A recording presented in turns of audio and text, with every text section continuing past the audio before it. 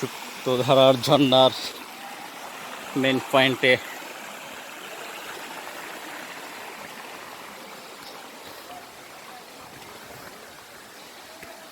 কি আর করা, এটাতে গোসল করে যাবো না, একটু রেস্ট করে তারপর গোসল করার জন্য নামবো। টুতে যাবি, স্বচ্ছতা টু, তাহলে এটাতে গোসল করে যাবো।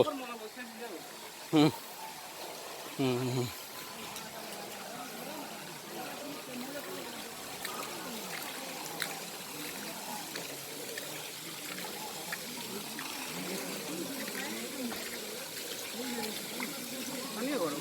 হুম, পানি গরম।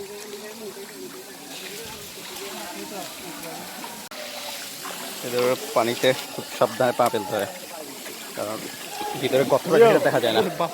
একজন অলরেডি পড়ছে, অ্যাক্সিডেন্ট করছে।